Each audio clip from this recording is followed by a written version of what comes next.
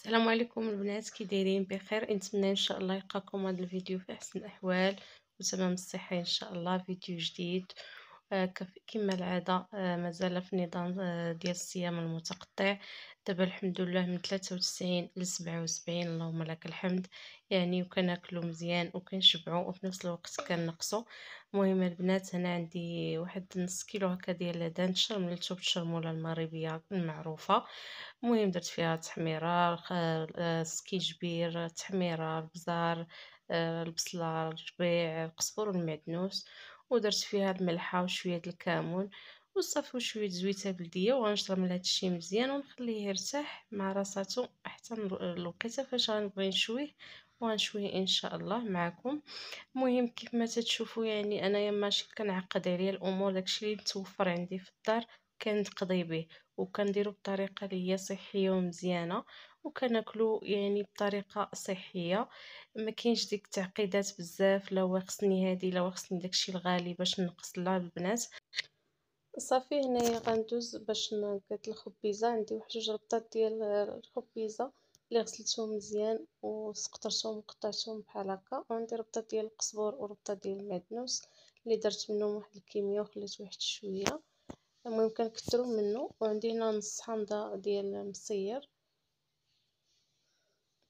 والثومه، المهم واحد الكميه ديال الثومه.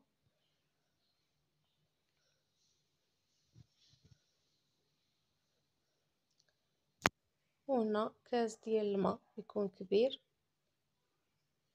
فيه 250 مليلي هذا ديال هاد الكاسه ديال اللي درت. ونديرو الملحه. صافي هادشي اللي كنديرو في الاول حتى تيطيبو. هادشي عاد كندوزو باش كنشرملوه عاود. صافي هنا غنسد الكوكوط ونخليها طيب ونخليها تصفر تنسمعها تصفرات عاد نقص عليها.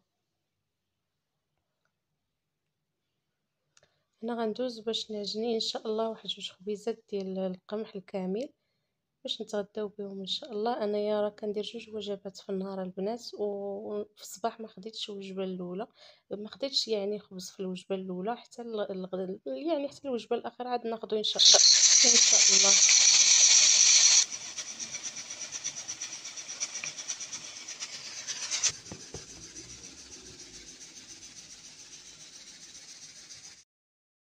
انا صافي هي الخبيزه وجدات طابت. دابا ندوزو باش نديرو لها ان شاء الله العطريه ديالها اللي كدار ليها. الثومه خلاص دابت ولات بحال المخ. هنا عندي معلقه صغيره ديال الكمون، شويه ديال الحار، وعندي تحميره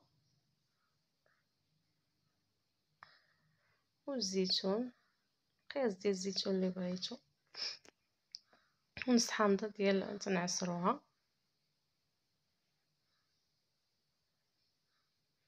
كتجي هاد الخبيزه بهاد الطريقه بنينه، غير جربوها غتعجبكم ان شاء الله. المهم انا هذه هي طريقتي اللي كندير فيها، كتجي صراحه من داكشي الرفيع. غادي نحيد داك العظومه ديال الحامض باش نقلب فيها، ونزيدو الزيت البلديه واحد قياس ديال الملعقه كبيره هكاك. صافي وغنشحرها واحد شي شويه صافي وغتكون واجده معنا ان شاء الله.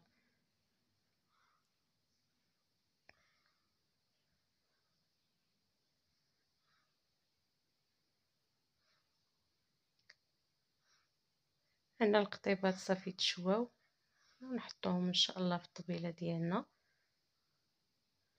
انا درت المهم هي الخبيزه والقطيبات والخبز الكامل. غناخذ غير واحد طريف صافي، يعني ما غنزيدوش كتر من طريف راقص نسكك خبيزه كل واحد ياخذ الطريف ديالو بركه.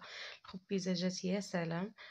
المهم درت العصير ديال درت فيه التفاح والبنان والفريز وبالماء، ما درتش فيه شي حاجه اخرى.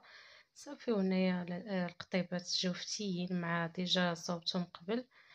خبيز هذا اللي هو الكومبلي، يعني انا خدت انا غير بحال الطريف هذا صافي قد الكف ديال اليد باش غير بغيت ناكل به الخبيزه. تشهيت الخبيزه صافي. كان بامكانكم تاكلوا الخبيزه بالمعلقه الا ما بغيتيش الخبز، ولكن درت الخبيزه حقاش انا ما كليتوش في الصباح ديال الوجبه الاخيره.